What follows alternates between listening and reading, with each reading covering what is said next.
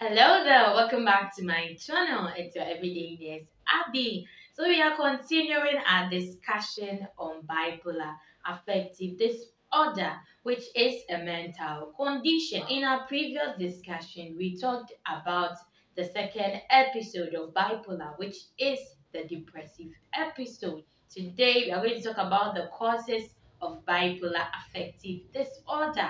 So, how can you get bipolar affective disorder? The first thing we'll be talking about is genetic inheritance or genetic predisposition.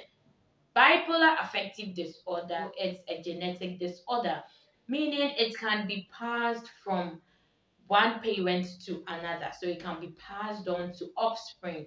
So if you realize that bipolar affective disorder is in the family, there is a high chance of you getting it. So most of the times we advise that you ask in the family whether a grandparent or someone it has a bipolar affective disorder or someone once lived with it or the person died of it.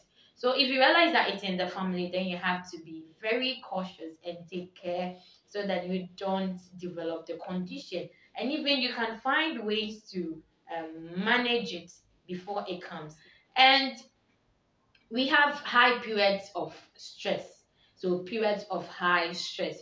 So sometimes we go through hard situations or circumstances that we are not able to have control over, or things that we are not able to contain that lead us into um, bipolar affective disorder. So it may be toxic relationship, it may be rejection from family, it may be failure of exams, it may be hard situations like bad things that's happening to you right from childhood. We are just going through episodes of severe circumstances that are too much for you that you can't handle.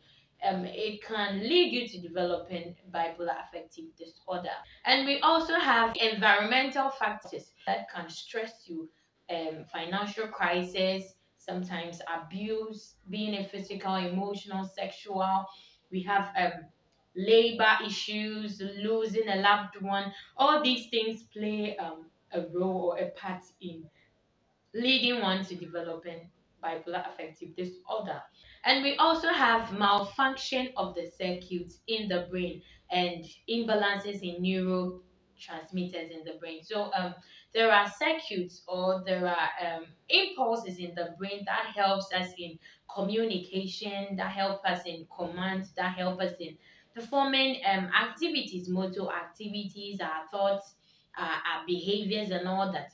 So if there is a malfunction in this brain circuit, okay, then it can lead you to having a malformed behavior. It will lead you to behaving in certain ways that are abnormal. We also have neurotransmitters that regulate our moods and controls our thoughts. So if there is imbalance in these chemicals, then that means there'll be problems with your mood. Other times you will have the highs, and other times you have the lows. So that one too is also there. So we have chemicals like dopamine, serotonin, norepinephrine. They are chemicals that regulate our mood and our thoughts. So if the balance is not the same, it can lead you to developing a bipolar affective disorder.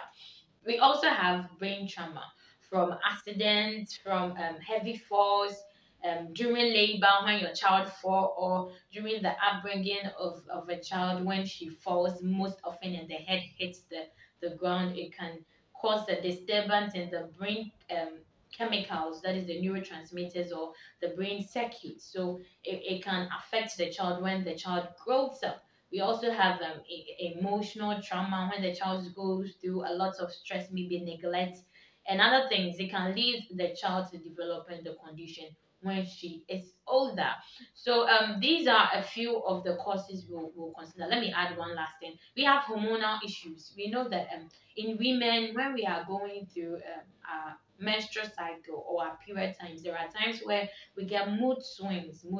So in severe cases, especially during menopause or in severe cases when there is huge imbalance in our hormonal level, that is the estrogen and progesterone, it can also cause a shift in our mood and also lead us to having this condition. So these are a few causes. So please don't forget to subscribe to my channel, like and share, and please visit previous videos so that you would better understand the condition, and most importantly, share.